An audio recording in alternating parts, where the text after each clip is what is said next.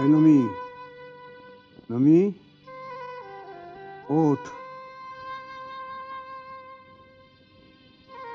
নমি, নমি, ওঠ। মাকে ডেকে তোল, ভোর হয়ে গেছে। মা ওঠো।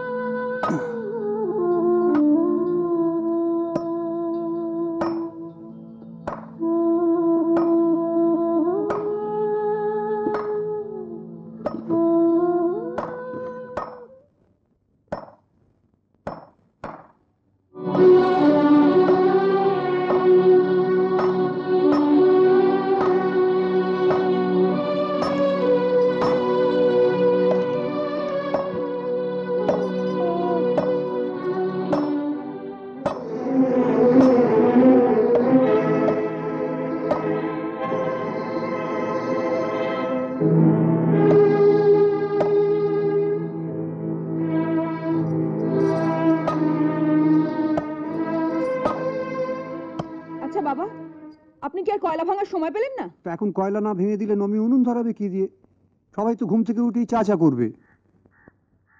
ঠিক আছে, আস্তে আস্তে ভাঙুন। আস্তে আস্তে ভাঙার কাজটা তোমরা যেমন ভালো পারো, আমি আবার তেমন ভালো পারি না বড় বৌমা। আপনি কি বলতে চাইছেন? বলছি তোমরা তিন বউ মিলে মাত্র কয়েক বছরে আমার সুখের সংসারটাকে এমন আস্তে আস্তে ভাঙলে যে আমি টেরটি পর্যন্ত পেলাম না। যখন টের পেলাম তখন দেখলাম যে আমি, শোভা, নমি কখন যেন একটু একটু করে এ বাড়ির চাকর, ঝি আর আয়া হয়ে গেছি। কি বললেন? আমরা আপনার সংসার ভেঙেছি? এভাবে চেঁচিও না বড় বৌমা। আমার কয়লা ভাঙার আওয়াজে শুধু তোমার একার ঘুম ভেঙে গেছে, তোমার গলার আওয়াজে বাড়ির সবার ঘুম ভেঙে যাবে। কি? যত বড় মুখ নয় তত বড় কথা। দাঁড়ান। কি গো বড় বৌমা, সাত সকালে এমন চিল্লাচ্ছ কেন? কি? আপনিও বলছেন আমি চেঁচাচ্ছি? এখন তো আমরা বলছি, এরপর পাড়া প্রতিবেশীরা এসে বলবে। দাঁড়াও, তোমার মজা আমি দেখাচ্ছি। মজা দেখাবে? হ্যাঁ, দেখাবো। নতুন করে কি মজা দেখাবে বড় বৌদি? যার তিনটে ছেলে রোজগার করে, তাদের বাবাকে তার বৌমাদের চা খাওয়ানোর জন্য ভোর 4টে উঠে কয়লা ভাঙতে হচ্ছে। এর থেকে বড় মজা পৃথিবীতে কেউ কখনো আর দেখেছে? ঠিক আছে, আমিও দেখছি। হাতুড়ি তো এখন কয়লার ওপর পড়ছে। ওই হাতুড়ি যদি আজ তোমার পিঠে না ফেলতে পারি তো আমার নাম অনুভাই নয়।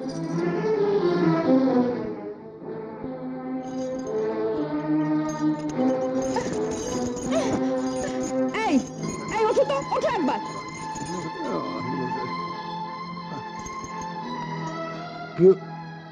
কি হলো? কি হলো? তোমার বাবার এত বড় সাহস, বলে কিনা আমরা তিন বউ মিলে সুখের সংসারটা আস্তে আস্তে করে ভেঙে দিয়েছি। এত বড় মিথ্যে কথাটা বাবা বললো কি করে? আচ্ছা আচ্ছা, তুমি বলো তো, আমি চেঁচাই? এটা আবার কে বললো? এই তো তোমার মা বাবার বোন একজোট হয়ে বললো আমি নাকি চেঁচাই। না, এটা ওরা ঠিক বলে। ঠিক বলেনি তো ছোট জগন্নাথ হয়ে বসে আছো কেন? বলো আমি কি করব? এর একটা বিহিত তোমাকে করতেই হবে। তোমার বাবাকে আজ বাড়ির সকলের সামনে আমার কাছে ক্ষমা চাইতে হবে। বাবা তোমার কাছে ক্ষমা চাইবে? হ্যাঁ, চাইতে হবে। অনুভা, বিয়ের আগে তোমাকে কথা দিয়েছিলাম যে তুমি যা বলবে আমি তাই শুনবো। ন্যায় অন্যায় বিচার না করে তা শুনেও এসেছে এতদিন, কিন্তু ছেলে হয়ে আমি বাবাকে কি করে বলবো? বলে ফেলো বাবা, নাহলে সেদিনের মতো মা তোমায় মারবে। এই এই চুপ কথা শোনো, আজ যদি তোমার বাবা আমার কাছে ক্ষমা না চায় তাহলে আমি কিন্তু টোটনকে নিয়ে বাপের বাড়ি চলে যাব। কিন্তু কোনো কিন্তু নয়, চলো চলো আগে, তুমি চলো চলো আগে চলো। এসো। এই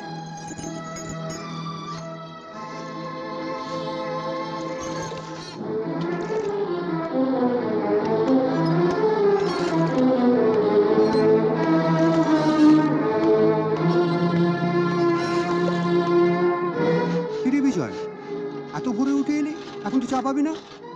উনুনে তো আগুনই দেওয়া হয়নি। আগুন দেওয়ার সময় কোথায় তোমাদের? সকালবেলা উঠেই তো আমার ঘরে আগুন লাগিয়ে দিয়েছো। আমরা তোমার ঘরে আগুন লাগাতে যাব কেন? 10 বছর ধরে ঘরের মধ্যে একটা ভাঙা ঝরঝরে স্টোভ রেখে দিয়েছো, ঘরে তো আগুন লাগবেই। ঘরের ভেতর স্টোভ রেখে দিয়েছি। কেন, তাপ পাচ্ছ না? ওই তো পাশে দাঁড়িয়ে উনি জ্বলছেন। কি বললে? আমি ঝরঝরে ভাঙা স্টোভ? তাছাড়া আবার কি? নমি, তুই চুপ করবি?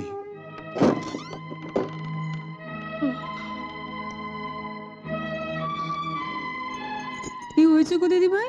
রীতা, ছোট ঠাকুরকে ডাক, আজ সবার সামনে এদের বিচার হবে। আরে কি হয়েছে বলবে তো? আগে ওদের ডাক না। ডাকছি। রীতা, রীতা, আরে দিদি ভাই ডাকছে, ওঠ। আমাকে স্টোভ বলা আজ বের করছি। তুমি আমার কাজকলা করবে। নমি, তুই থামবি? সব সকালে হলোটা কি? বাড়িতে কি বাজার বসে গেছে নাকি? শোনো, বাবা বলেছেন আমরা 3 বউ মিলে নাকি ওনার সুখের সংসারটা ভেঙে দিয়েছি। ওমা, আমরা আবার কখন সংসার ভাঙলাম? এত বড় একটা মিথ্যে কথা বললো, আর তুমি বাবাকে কিছু বললে না? আমরা বলতে যাবো কেন? ছেলেরাই তো রয়েছে, যা বলার ওরাই বলবে। বাবা, তুমি বলেছো যে তোমার বৌমারা তোমার সংসার ভাঙছে। একটা সামান্য ব্যাপার নিয়ে সাত সকালে যে বাড়ির সবার কাঁচা ঘুম ভাঙাতে পারে, ভাঙার কাজটা সে কত ভালো জানে, সেটা কি আবার আমাকে নতুন করে বলে দিতে হবে? শুনলে শুনলে তো সবাই কিরকম চ্যাটাং চ্যাটাং কথা। দাদা, এর বিরুদ্ধে আপনার কিন্তু প্রতিবাদ করা উচিত। প্রতিবাদ মানে? আমি তোকে বলেই দিয়েছি, আজ এই মুহূর্তে বাবা যদি আমার কাছে ক্ষমা না চায় আমি টোটনকে নিয়ে বাপের বাড়ি চলে যাব। কি? বাবা তোমার কাছে ক্ষমা চাইবে? হ্যাঁ, চাইতে হবে। তোমাদের স্পর্ধাটা কিন্তু দিন দিন বেড়ে যাচ্ছে বড় বৌদি, মুখে যা আসছে তাই বলছো। নমি, তুই চুপ করবি? এতদিন তো চুপ করেই ছিলাম, কোনো কিছু বলেছি ওদের? আজ ওদের এত বড় সাহস, বলে কিনা তোমাকে ক্ষমা চাইতে হবে। হ্যাঁ, আমি ক্ষমা চাইবো। তুমি ক্ষমা চাইবে? হ্যাঁ, আমার সংসারটা তো ভেঙেই গেছে। আমি ক্ষমা চাইলে যদি বড় বউয়ের সংসার না ভাঙে, আমি নিশ্চয়ই ক্ষমা চাইবো।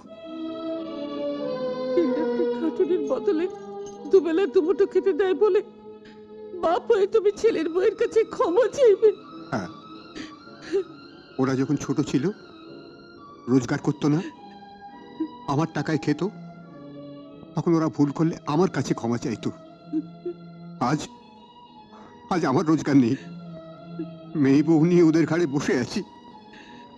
আজ আমি ভুল করলে ওদের কাছে ক্ষমা তো আমাকে চাইতেই হবে। শোভা,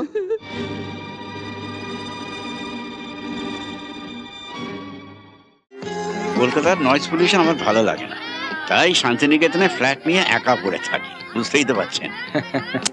আসলে ফাঁকা জায়গায় একবার অভ্যেস হয়ে গেলে তারপরেই শহরের ধুলো জঞ্জালি। এই শোনো না, দেখেছো, দিন দিন ক্যালাস হয়ে উঠছে, এখন অব্দি ফিরলো না। দাদার ওখানে আছে, আমি ফোন করেছিলাম, দাদাকে সঙ্গে করে নিয়ে আসছে। আর তোমার দাদাতিও হয়েছে, আদর দিয়ে দিয়ে না ভাগ্নের মাথাটা চিবিয়ে খাচ্ছে। তুমিও তেমন। এই জানিস তো ক্লাস 7 থেকে না সংস্কৃত আছে, সে তো খুব সোজা, অঙ্গবং করলেই হয়ে যাবে। ট্রান্সলেশন আছে কিন্তু, বল আমাকে। বল তো দেখি, দশরথের 4 ছেলে, সংস্কৃত করলে কি হবে? কি হলো বল। কেন দশরথ চৌবাচ্চা?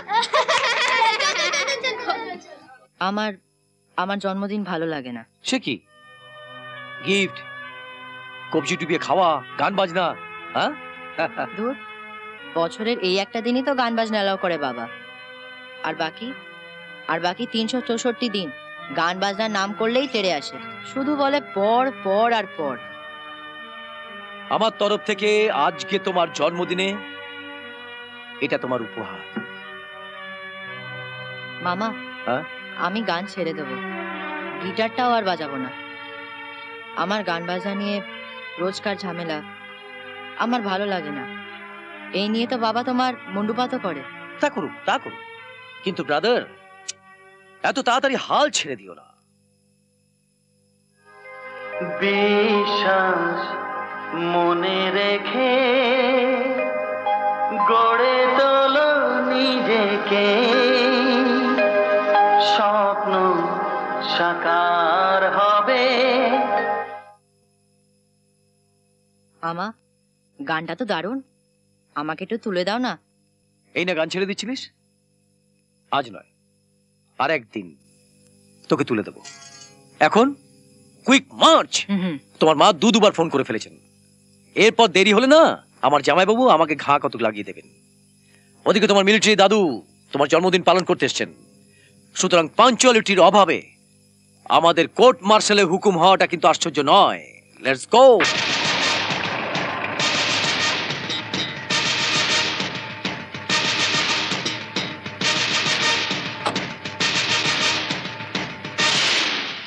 চলো, হারি আপ। হ্যাঁ মামা, চলো। বস, বাচ্চাটা এসে গেছে। এসো এসো, কেকটা পছন্দ হয়েছে তো?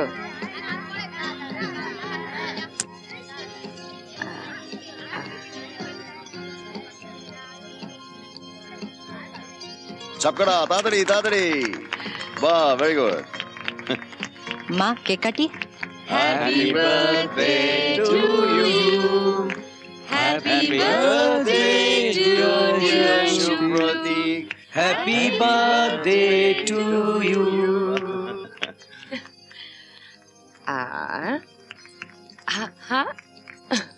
বাহ,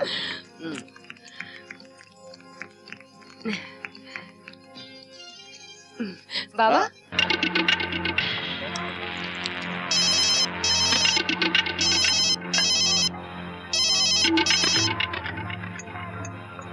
হ্যাঁ বস, বাচ্চারা এসে গেছে। বাড়িতে একটা বড় পার্টি চলছে। হ্যাঁ হ্যাঁ, প্ল্যান সব ঠিক আছে। হ্যাঁ বস, কাল সকালে বাড়ির মালিক বেরোনোর আধ ঘন্টা পর আমরা ঢুকছি। সাত্তুকের সাথে একটা অ্যাক্সিডেন্ট হয়েছে, অবস্থা ভীষণ ক্রিটিক্যাল। এই বলে আমরা ওদের ভ্যানে তুলে নেব। রবি আর বাপি ক্লোরোফর্ম ভেজানো রুমালটাকে চেপে ধরবে মাকে আর বাচ্চাটার নাকে। বাস, কাম খতম। না না, তুমি কোনো টেনশন করো না, তুমি নিশ্চিন্ত থাকো। এই মিত্র, হ্যাঁ আজ চলি রে। হ্যাঁ, এত তাড়াতাড়ি চলে যাচ্ছিস? আজ একটু কাজ আছে রে। খেয়েছিস? হ্যাঁ, ফোন করিস। আচ্ছা বা। শোনো মিত্রা, আমি কিন্তু কাল ভোর 5টায় বেরোবো। অত সকাল সকাল? হ্যাঁ, আমাকে একটু ফ্যাক্টরি যেতে হবে। গুড। তুমি অফিস যাবার পথে আমাকে লেখে নামিয়ে দিও তো, আমার মর্নিং ওয়াকটা তোমাদের এই কলকাতায় এসে মিস হয়ে যাচ্ছে। আচ্ছা বেশ। আমিও যাব বাবা, Really? এক্সারসাইজ বলে তো কিছু হয় না। দাদু, আমিও তোমাদের সাথে যাব। কাল সকাল 7টার সময় গিটার ক্লাস আছে ঢাকুরিয়ায়, ওখান থেকে আমি ক্লাসে চলে যাব। ঘুমটা ভাঙবে। That's a spirit, my boy, that's a spirit. আমি কিন্তু কালকে 12টা অবধি ঘুমোচ্ছি। Early to bed and early to rise make a man healthy, wealthy and wise, especially wealthy. এই যে দেখো না, সেদিন আমার কাজের লোক মধু ভোরবেলা উঠে রাস্তায় বেরিয়ে একটা মানি ব্যাগ কুড়িয়ে পেল with full 3000 rupees in it. ও ভোরবেলা উঠেছিল বলেই তো ওর ভাগ্য খুলে গেল। তার কোনো মানে নেই। কেন? যে মানি ব্যাগটা হারিয়েছিল না, সে আরো অনেক ভরে উঠেছে।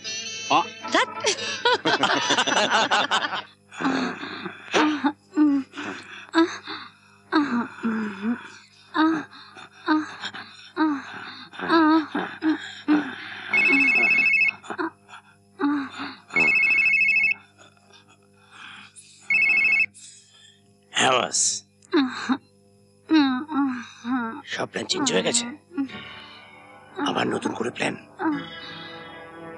মেয়েটাকে, বাচ্চাটাকে, পুরোটাকে, তিনটাকে তুলতে হবে। ভোরবেলা লেকে ক্যামেরা ট্যামেরা নিয়ে। আচ্ছা হ্যাঁ, ঠিক আছে, হ্যাঁ আমি ব্যবস্থা করছি। হ্যাঁ হ্যাঁ, পুরো প্ল্যানটা করে ফেলছি। ওকে বস। কি হলো? সব প্ল্যান চেঞ্জ হয়ে গেছে, নতুন করে প্ল্যান করতে সে হবে। সকালে হবে। এখন এসো। এখন আর পিরিত বানাতে হবে না, উঠে বাইরে আয়।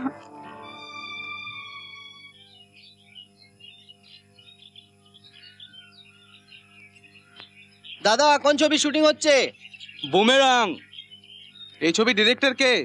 দাদা সৈফুদ্দিন, বাংলাদেশের ডিরেক্টর। কে কে আছে দাদা? সবাই আছে দাদা, রঞ্জিত মল্লিক, তাপস পাল, সব্যসাচী চক্রবর্তী। আর হিরোইন? এদিকটা এলো ভিড় কিসের? ফাঁ করে দাও। ফাঁকা ফাঁকা বিরাটাও বিরাটাও তুই একটা কাজ কর, শোন পুরোটা ভালো করে আরেকবার বুঝে নে। ওরা তিনজন ওখান দিয়ে আসবে, তোরা দৌড়তে দৌড়তে পাশ দিয়ে যাবে। ওই দেখ চক দিয়ে ওখানে দাগ কাটা আছে, ওখানে গিয়ে ক্লোরোফর্ম দেওয়া রুমাল নাকে চেপে ধরবি। ঠিক আছে। ওরা ঝটকা ফটকা মারবে, চেপে ধরে থাকবি, ঠিক আছে? কি বুঝলি? অজ্ঞান হয়ে গেলে পাঁজা কোলা করে ভ্যানে তুলে দিবি, তারই কাছে স্টার্ট দিয়ে বেরিয়ে যাবে। ফুল ফোর্স। দাদা এটা কি কিডন্যাপের সিন? হ্যাঁ ভাই, চোখের সামনে দিয়ে কিডন্যাপ হয়ে যাবে, কেউ বাধা দেবে না? দেবে তো, হিরো বাধা দেবে। আজ রেট পাওয়া যায়নি, পরে ওটা আমরা তুলে নেবো। এই চলো টেক, ওরা আসছে, অ্যাকশন। কি ওখানে এত ভিড় কিসের? গিয়ে দেখি না।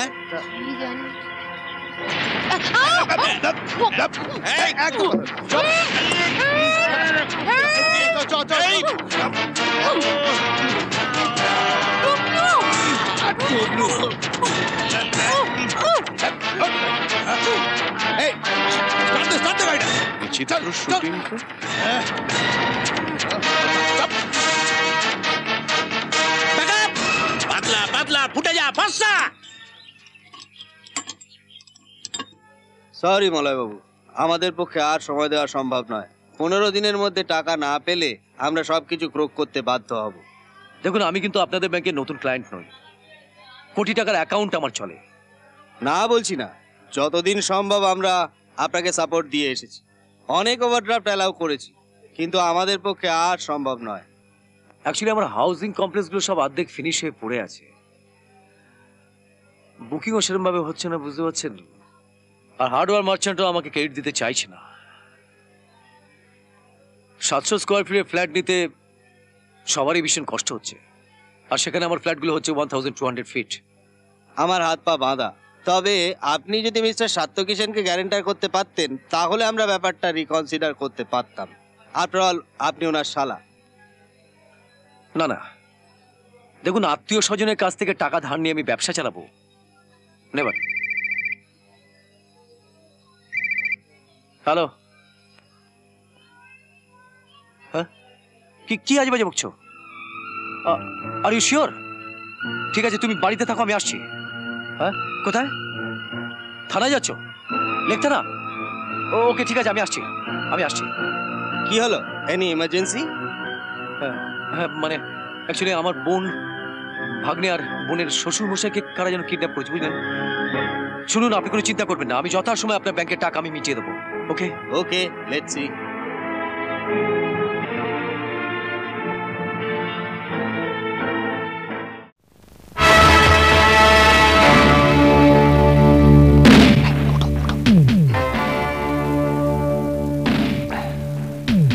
এটাকে আগে গরিব ঘরের একটা মেয়ে, বিয়ে হচ্ছিল না তাই আর কি। গরিব বলে তুই ধোঁকা দিলি? এর আগে তুই 4-4টে বিয়ে করেছিস না? 4-4টে বিয়ে আমি করেছিলাম, কিন্তু 4-4টে বই তো আমার এখান থেকে হারিয়ে গেল। এবার তুই নিজে হারাবি, আর কোনো মেয়ের কোনো সর্বনাশ আমি তোকে করতে দেব না। জানোয়ার কথা করে একটাই, বেটাকে নিয়ে যেত, গলার নলিটা কেটে। একটু বলো না, বলো না একটু, নিয়ে যাও না। দাদা, ওকে মারবেন না দাদা। চুপ! তোল তোল।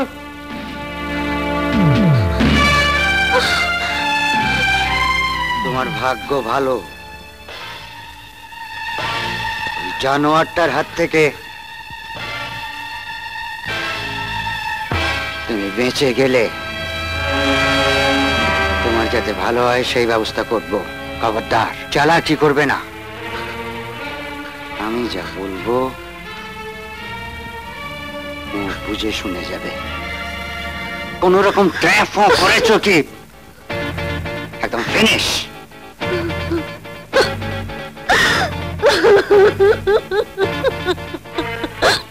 সবই তাই রে বাহ! আরে বিয়ের ব্যবসা করে মালকড়ি তো বেশ ভালোই আমদানি করছে। ক্যাশ কত খিঁচলে? 500। হ্যাঁ, ভগা দিচ্ছি না, মানে বিশেষ বিশেষ ওস্তাদ, ওই বেশি চাপ দিইনি, কারণ চাপ দিলে পাটি হড়কে যদি যায়। হ্যাঁ হ্যাঁ, ভালো ভালো।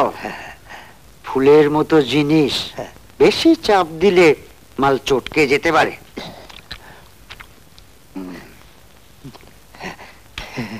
এটা নাও, এখান থেকে হড়কে যাও। বেশ অনেক দিনের মতন তোমার এই বদনখানি কেউ যেন দেখতে না পায়। ঠিক আছে। নমস্কার স্যার। কি ব্যাপার?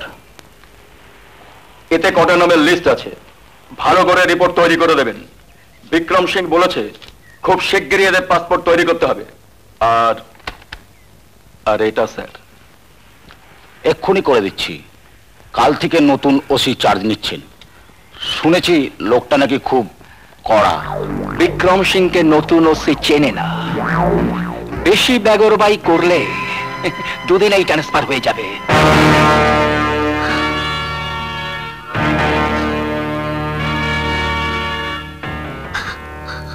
কদিন ধরে তুমি কিছু খাচ্ছ না কেন? ওরা আমার জামা কাপড় সব খুলে নিয়ে নিয়েছে। তোমায় আমি চালাকি করতে বারণ করেছিলাম, তুমি চেঁচিয়ে লোক ডাকছিলে। এরকম জিনিস দিয়ে কেউ কখনো তোমায় মেরেছে? এরকম জিনিস দিয়ে বউটাকে বাগে আনা গেল না। আরে বাবু, যাবে যাবে। বিক্রম সিং নিজে কেসটাকে হাতে নিয়েছে, স্পেশাল ট্রিটমেন্ট চলছে। এবার থেকে আমার কথাগুলো তোমার ঠিক মনে থাকবে। হ্যাঁ, তোমার নাম তো সুষমা। সুষমা একদম ঠাকুমা দিদিমার আমলের নাম। ওই নাম তোমায় বলে যেতে হবে। তোমার নাম হবে এখন থেকে লিল্লি।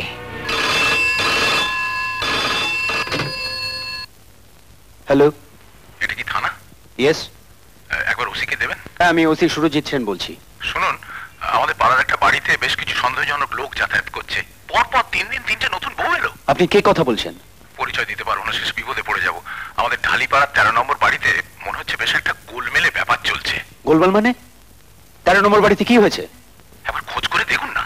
হ্যালো হ্যালো, বস, পুলিশ। হ্যাঁ, কে? রাজগুপ্ত? দে একটা গ্যালারি দে। অনেক পুলিশ। হ্যাঁ, হ্যান্ডস আপ, নো মুভমেন্ট। হ্যাঁ, ইয়েস ইয়েস মাই লর্ড। এই সেই 5 জন হতভাগিনী তরুণী, বিনিতা, কল্পনা, মায়া, ছায়া এন্ড সুষমা। মিলর্ড, বেনামে এদের বিক্রি করে বিদেশে পাচার করা হচ্ছিল। প্রত্যেকের নামে পাসপোর্ট তৈরি করা হয়েছিল, জাল passport my lord, which are already submitted before your lordship, that is exhibit number 4 my lord. দিন না হুজুরকে পাসপোর্ট গুলো।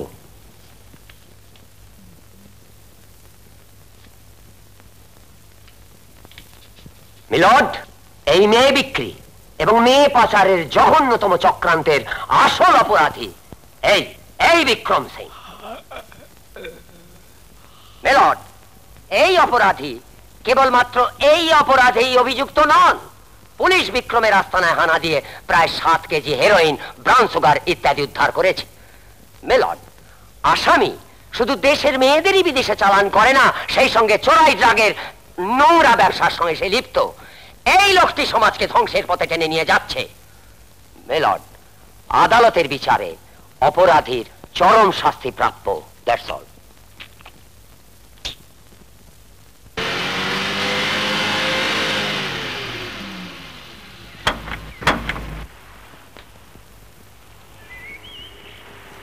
সিং, ব্রিফ কেসটা রেখে আসবে।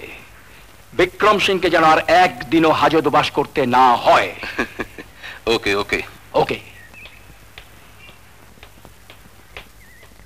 নমস্কার স্যার। আপনি ফোন করেছিলেন? Yes sir. বলুন কি ব্যাপার? স্যার, আমি বিক্রম সিং এর ভাই অজিত সিং। দাদার ওপর পুলিশের একটু খার আছে। এমন মিথ্যে মামলায় আগেও 2বার জড়িয়েছিল, কিন্তু কেস দাঁড়ায়নি। আগামীকাল রায় বেরোবে, দেখুন কেস দাঁড়ায় কিনা। স্যার, বৌদির শরীরের অবস্থা খুবই খারাপ। বয়সকালে দাদাই প্রথম সন্তান লাভ করতে যাচ্ছে। এই সময় জেল হলে বৌদির যদি কিছু একটা খারাপ হয়ে যায়? সেরকম আশঙ্কা থাকলে আপনার একজন ডাক্তারের কাছে যান। না না না, আপনি ঠিক পারবেন। দাদা যাতে বেনিফিট অফ ডাউটে মুক্তি পান তার জন্যে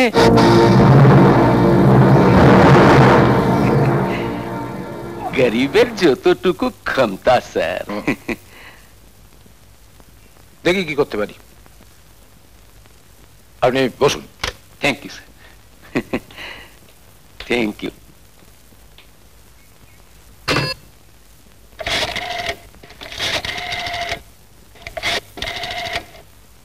hello, Lalbazar.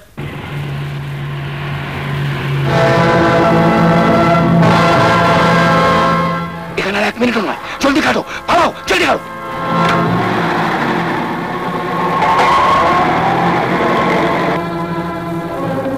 Mister Ajit Singh, you are under arrest. এই হাত কড়া লাগাও।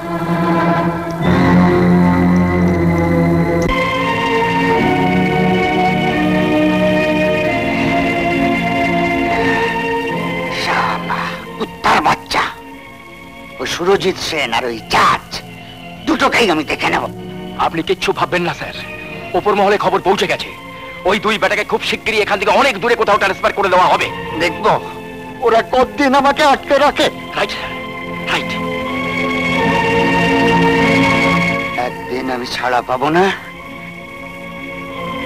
সেই দিন দেখে নেব।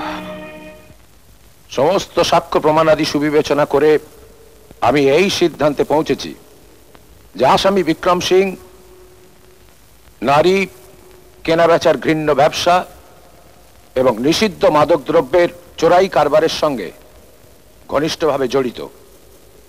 আসামি বিক্রম সিংকে আমি ইন্ডিয়ান পেনাল কোডের 363 ধারায় 3 বছর এবং নার্কোটিক অ্যাক্টের 25 ও 27 ধারায় 5 বছর সশ্রম কারাদণ্ডে দণ্ডিত করিলাম।